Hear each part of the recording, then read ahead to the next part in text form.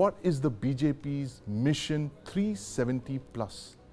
Joining me to discuss this are BJP National Spokesperson Mr. Tom Vadakkan and my colleague Kartikeya Sharma.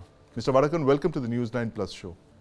I want to start by asking you this, Mr. Vadakkan. The Prime Minister's target for the BJP, 370 seats in the 2024 Lok Sabha elections, he mentioned it was taking from Article 370. Is there something more to that?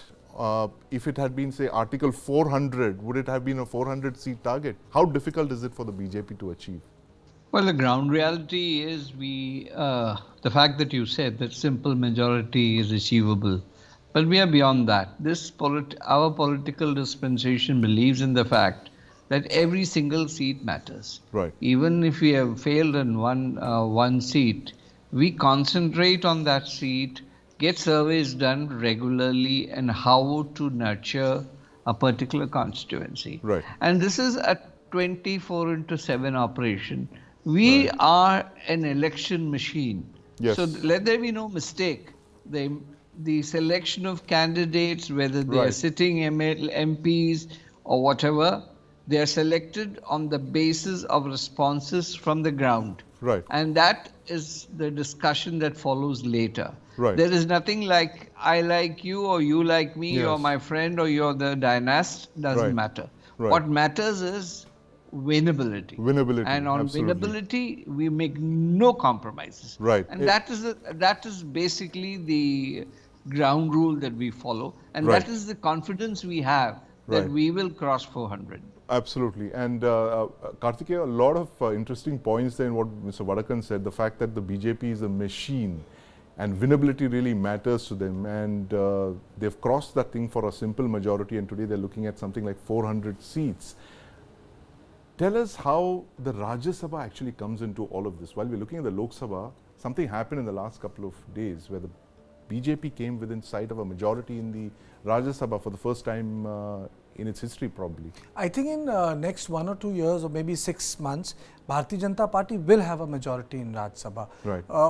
I think this reality dawned on them when they had to place Aadhaar bill as a money bill in Yes. Lok Sabha. When Arun Jaitley was the finance minister, they realized that they require greater control, because Rajya Sabha can actually, if you're not in control, can end up stalling bills. Yeah. And you also require some sort of a quorum there. Right. To BJP's horror, despite having a huge mandate and a simple majority, Rajya Sabha was completely out of control. Right. So it is for this reason, they focused on state elections, and people said, they get excessively aggressive when it comes to state elections. Yes. The larger the number of legislators, the more the number of seats you have in the Rajya Sabha, of course. So One by follows the other. altering this, Yes. BJP is ensuring that in next 5-6 years, coming years, Right. even if there is a problem, when it comes to Lok Sabha, Yeah. there will be majority in one house. Right. And Rajya Sabha is not only about House of Elders, Yeah. it represents your strength of the state. Right. It tells you how healthy your party is in various states. Yes. And BJP being a national party, if it has a majority in Rajya Sabha, it becomes easy for them, Then Right. you really don't need to depend on allies. Yeah. BJP on its own Yeah. can pass any legislation in Lok Yes, Sabha. that's right. On its own, it will be able to clear that in Rajya Sabha.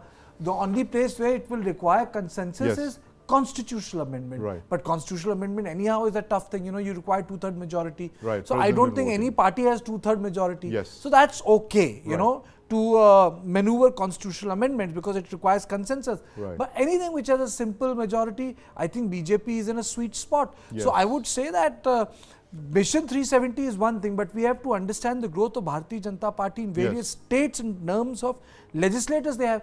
Yeah. Imagine Manu Singhvi losing elections. Yeah, I mean, unheard of almost. Yes. Yeah, a senior leader like that. And Mr. Vadakkan, I want to ask you this now. Again, you mentioned this point about winnability. Now, the criticism is that the BJP, in the name of winnability, you're attracting a whole lot of candidates from other political parties who may or may not share the BJP's core ideology. And a lot of these candidates come with exactly the kind of backgrounds that the BJP has, targeted, corruption charges and all of that. And the joke is that, of course, there is a washing machine in which the candidates are kind of rotated, and when they come into the BJP. How do you respond to that? Well, there's no washing machine per se.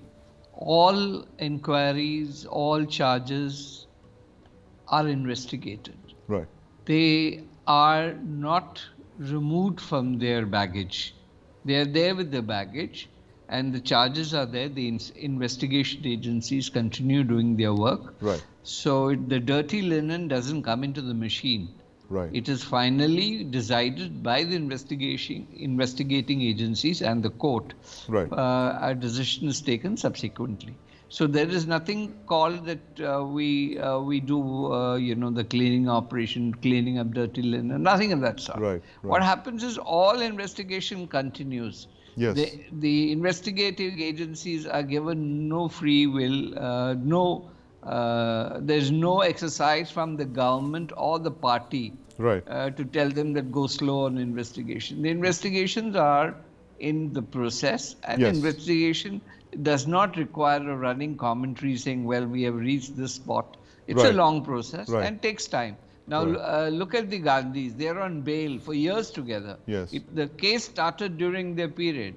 Investigation went on, came on to our time, and they're now on bail. So it's a process. We are not a banana republic that we can run a fast trial on some people and get results. It will take its time. From the lower court, it goes to the from the sessions to the high court to the Supreme Court, and that process takes time. So investigation agencies also are active and will do what they are supposed to do. Right, absolutely. Kartikeya, this thing about candidates coming into the BJP, a whole lot of them with, exactly what Mr. Vadakkan said. He says it's not a washing machine, it is a political machine. What do you have to say about this? The fact there are two or three things. Yeah. See, evolution of the Congress party, Tom was part of the Congress party for a long time. Congress party has a structure. It's like faction management, family management, dynasty management. BJP is a cadre-based party. See, when BJP was growing in 80s, they had to intensely focus around motivation and ideology. So that the best can be brought about, because it was not a huge party. That is why, BJP with 8.79% of the votes in 1990 could win 89 seats in Lok Sabha because they were all saturated in Uttar Pradesh. So BJP's evolution has been different. Now, a lot of people say that, it's inducting a lot of people from outside. But that is something which Modi did. If you recall, in 1990s, Modi allowed Sukhram to be part of Himachal Pradesh government. And Sukhram was expelled. But then he convinced the leadership, Atal Bihari Vajpayee, saying that, this government will be stable with 3 or 4 MLAs which Sukhram had. Even when, he was in Gujarat, Modi inducted people from outside ideological family of Bharatiya Janata Party because he felt that BJP has the capacity to absorb these things. Issue is Congress as a culture does not very easily allow people to come inside. BJP, despite being a ideologically closed party, easily assimilate. It's like, how should I put it? BJP being a socially conservative party still follows the liberal principle, induction, non-dynasticism. And Congress, professing to be liberal, party is a closed illiberal party. because it's completely dynastic in nature. That's the dichotomy. So, despite being socially conservative, the BJP has a great capacity to absorb people because its core can function independent of these so-called families. For example, I'll give you an example. Chandrasekhar son, Neeraj Shekhar. Do you think that he can say कि मेरे बच्चे को चुनाव लड़ा दो बलिया से? Can Jitin Prasad tomorrow say नहीं मेरा बेटा ही लड़ेगा यहाँ से? Or can Jyotiraditya Scindia can today give it on a stamp कि boss, my son is going to fight from Guna? He cannot do that. It's because the party He cannot do that. Rajnath Singh son has not become the minister.